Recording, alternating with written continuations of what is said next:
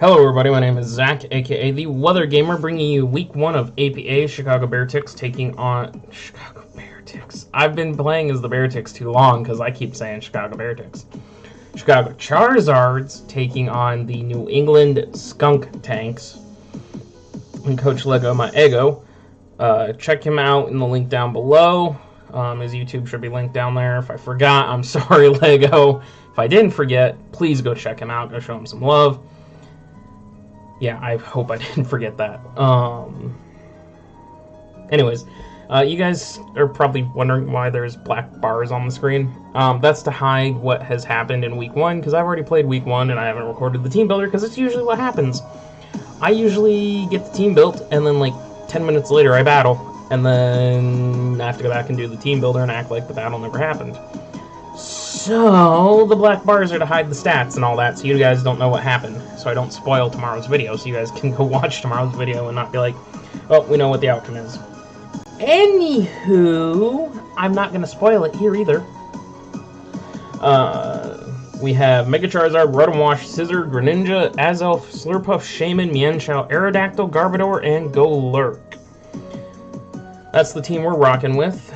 The New England Skuntanks are rocking with Aegislash, Latios, Alolan Ninetales, Mega Pidgeot, Umbreon, Seismitoad, Blaziken. I don't have Showdown pulled up. I'm a moron. Tangela, Musharna, Ariados, and Dougie, with Dougie and Latios both being his Z captains. So, with that, double check, yeah, I don't have it pulled up. So with that, I'm gonna hide this for a second. Lock that, hide that. Yikes, those black bars. Where are they? Get rid of the black bars.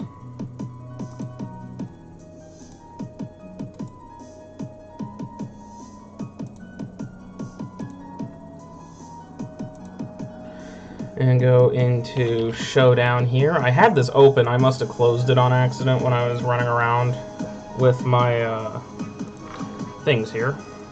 Go away. So let me turn on the right, because I did fix. There we go. I did fix. So again, I recorded the match before I fixed my OBS. So this is right. The match is wrong with the viewpoint you guys are going to see. Also, we have the brand new layout, as you guys can see here. Check out the draft recap from yesterday to see what we're switching to this. Thank you to Griffin. Please check out his Twitter down below as well for this amazing layout. I love this layout. Anywho, here we go. This is what we're bringing and why we're bringing it. I'm making sure I'm all set on OBS before I minimize it. There we go. So, Charizard X, Dragon Claw, Flare Blitz, EQ, D-Dancing, with max attack, adamant nature, 252 speed. So why did I do adamant over Jolly? Well, I don't outspeed Ninetales, I don't outspeed Latios, I don't outspeed Mega Pidgeot. So the next, and I don't outspeed Dougie. So the next thing I have to outspeed basically is Fire Chicken Blaziken. So I don't need the full speed investment, but I am 252 speed. That way when I D-Dance, I can get above basically everything but Scarfers. Again, Scarfer, even if they're Scarf, they're still going to beat Charizard at 1 D-Dance, so I'd have to double D-Dance. So there's no point going for all the speed, but there is a point to getting that much speed, so I stay above the rest of his Mons. And then 252 Adamant, because I just want to hit hard. The goal is to get in on, like, Tangela or Aegislash, Ariados, something that I can set up in front of Alolan Ninetales, set up, D-Dance, and then sweep. That's the goal for Charizard X. Flare Blitz will just murder Aegislash, Ninetales, Tangela, Ariados. Once I get to +1, +2, +1 EQ destroys Aegislash. I have to watch out for King's Shield. Luckily, Aegislash doesn't get items in this league. It can't hold an item, so that helps. But I still have to watch out for King's Shield, which will drop my attack if I make contact.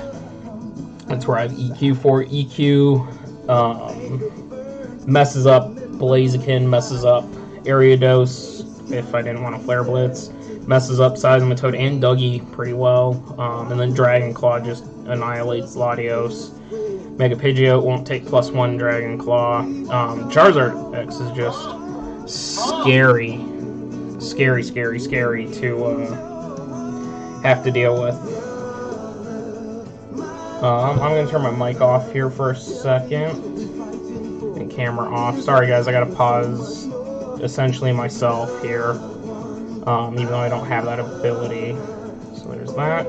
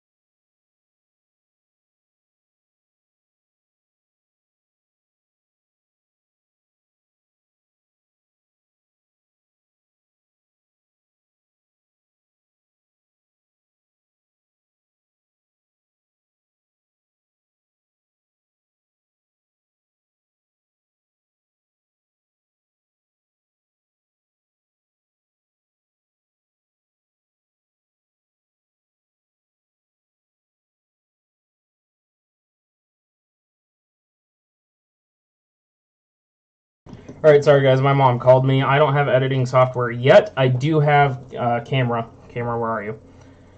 I do have someone that I've been talking to, not a suspect, the guy that I raged at in Indigo last season. Actually, last week, when I lost that match. I might have raged a little bit. You guys saw that? He uploads to YouTube too. I didn't know at the time, otherwise I would have put his link down below too. He is helping me with editing software. He gave me a link, editing software to go check out. I'll be bouncing ideas off of him, talking to him, trying to get better at this. So, editing software is coming. You won't have those awkward breaks anymore. My music's not on. I'm just a hot mess right now. There we go. Back to Brother My Brother from the first Pokemon movie, which I love dearly. Anyways, that's Zardex. That's the Zardex set. Greninja! Scarfed Greninja. So Scarfed Greninja actually outspeeds, I believe, everything but Dougie. Dougie is the only thing that's faster than Scarfed Greninja. And it has to be Scarfed. But Scarfed Greninja, and that 341 speed is enough to beat anything but, like, Scarf Lottie. Then we have the 252 special attack, and then the rest went into bulk, just so we could take some hits. Torrent ability, because that's the only one we're allowed. Grass Knot, Dark Pulse, Ice Beam, U-Turn. So Grass Knot is there for the Seismitoad if he expects me to drop a Water-type move on Blaziken or Dougie. He'll switch into Seismitoad and heal off of it. I'm actually not carrying a Grass-type move at all. Or a Water-type move at all on this Greninja, so I don't have to worry about that. I am carrying Grass Knot, though, so if he switches that in, predict the switch, Grass Knot will kill that Seismitoad. That's actually the only reason I'm carrying Grass Knot, is for the Seismitoad. Dark Pulse to hit the Aegislash, Dark Pulse to hit the Latios, Dark Pulse to hit Musharna, Ice Beam to drill through Dougie, Ice Beam to drill through Latios, Ice Beam to drill through Mega Pidgeot, Ice Beam to drill through Tangela. Scarf Greninja actually has a lot of, has a very good matchup here. A lot of his mons are very, very weak to what Greninja can do. And then we are Scarfed U-Turn, so we can fast pivot out of here. Greninja's probably going to be my lead, because it threatens Dugtrio from setting rocks. Unless it's carrying a Focus Sash. It'll threaten him from being able to set rocks. And then he'll probably want to switch, and I can U-turn right off of that. So that's why I'm carrying the fast U-turn. Then I could U-turn into something like Shaman if he brings in Seismitoad, or just pivot where I need to.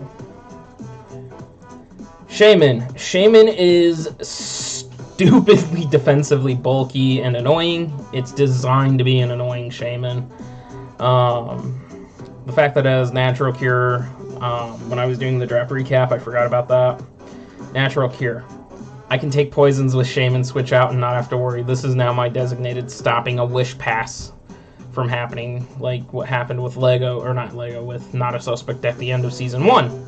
Shaman now stops that because I can heal my poisons, drop the Leech Seeds, and all that good stuff. Toxic myself, that sort of thing. We are carrying lefties, 252 HP. That actually should be 248, but I've already played the match. Doesn't matter, I'm not going to change it here, because that's what I went into the match with. 252 Spadef. This is my Spadef wall. Granted, his only like Spadef Mons are Ninetales. Musharna. Special Blaziken? I don't know. But this thing's Spadef bulk, max HP, just designed to be a nuisance. Leech Seed, sub, toxic, dazzling gleam. The goal is to toss seeds on everything but Tangela, just continue to be seed heal annoyance. Put up the sub. On what his switch is probably Mega Pidgeot or Ninetales. Put up the sub. Toxic when they break the sub.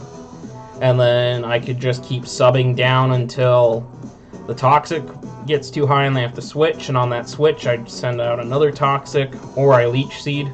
That sort of thing. Basically, if I can get behind a sub, get seeds, I'll heal enough to put up another sub. And if they don't break my sub, then they get Toxicked, and then I just stall the crap out of their team, out of Lego's team, to chip down some things. The only thing that doesn't work on is Aegislash, because I can't poison Aegislash, and I can't poison Ariados.